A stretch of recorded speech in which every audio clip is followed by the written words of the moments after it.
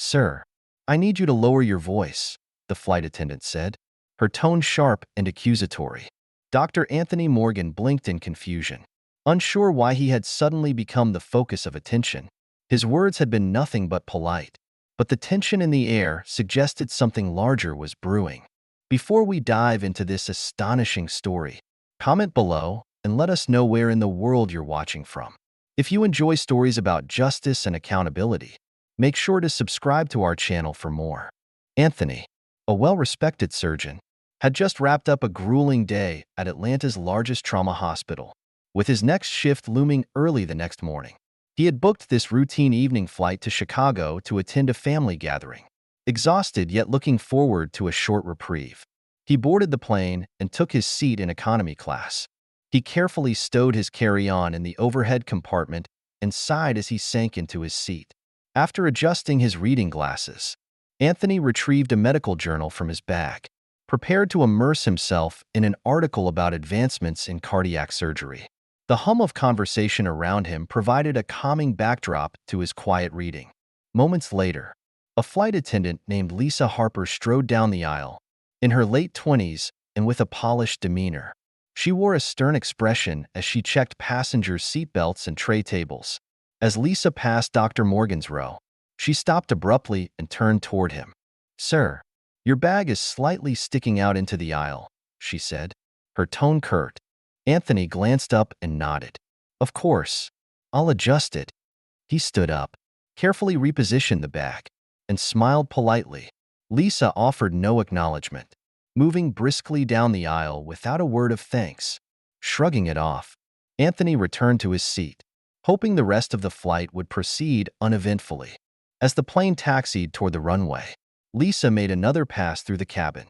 This time, Anthony noticed her glancing in his direction with a peculiar intensity. Thinking nothing of it, he adjusted his reading glasses and returned to his journal. But when Lisa stopped near him again, her presence felt more confrontational.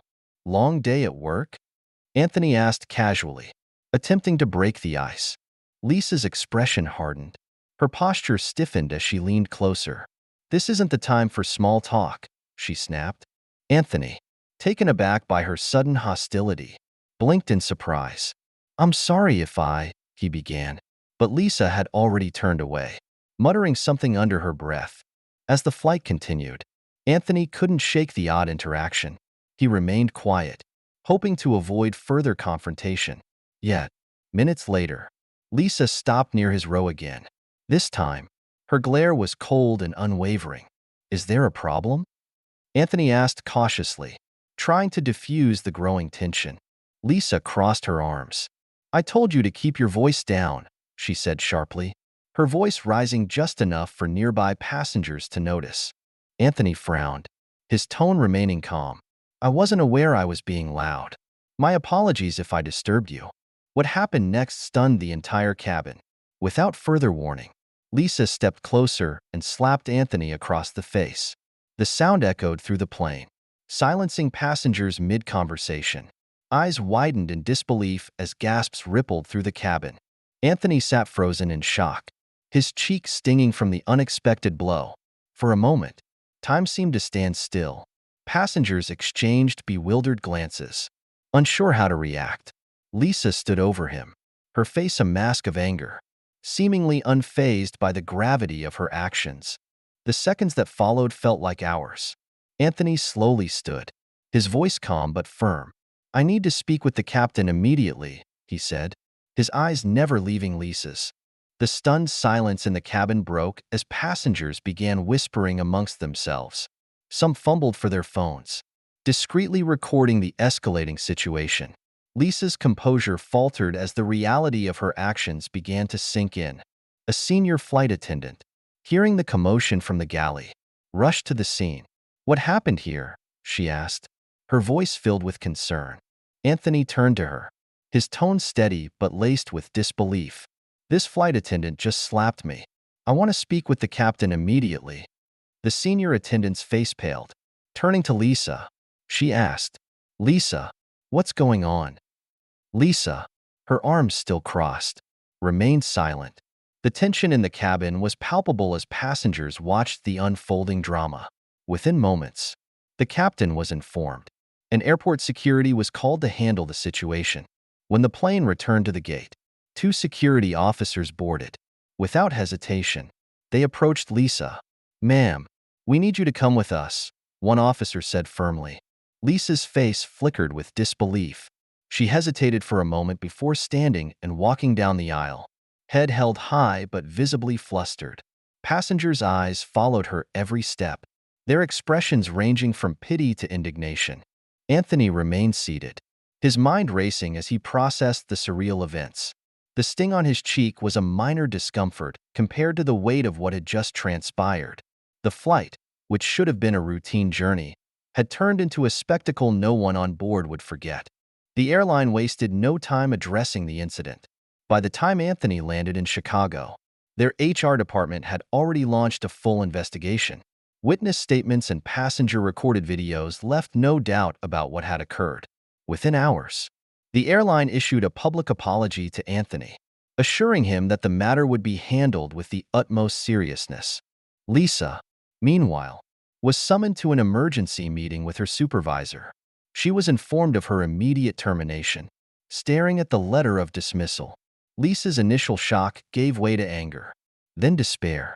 Years of building her career in aviation had unraveled in a single impulsive moment. As the video of the slap went viral, public outrage grew. Social media exploded with condemnation for Lisa's actions, while praise poured in for Anthony's calm and composed response. Hashtags like #JusticeForDrMorgan and #AirlineConduct trended for days. Anthony, overwhelmed by the attention, released a brief statement.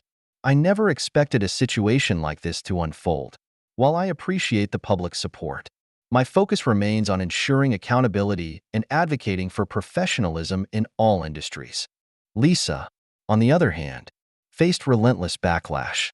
Her attempts to explain her actions in interviews only seemed to deepen public criticism. "It was a bad day," she said in one interview. "I lost my temper, and I deeply regret it." But her words did little to quell the outrage. Anthony's life gradually returned to normal, though the incident left an indelible mark. Determined to turn the ordeal into something meaningful, he began advocating for better emotional intelligence training in high-stress professions. He partnered with organizations to develop workshops on conflict resolution and stress management, sharing his story as a cautionary tale. Lisa, meanwhile, struggled to rebuild her life. Shunned by the aviation industry, she sought therapy to address the personal issues that had led to her outburst. Slowly, she began volunteering with community programs, hoping to find purpose and redemption. Though their paths diverged, both Anthony and Lisa carried the lessons of that fateful day. For Anthony, it was a reminder of the power of composure and the importance of standing up for oneself. For Lisa, it was a painful but transformative journey toward accountability and self-awareness. In the end, the slap that shocked the world became a catalyst for change, proving that even in moments of conflict, growth and redemption are possible.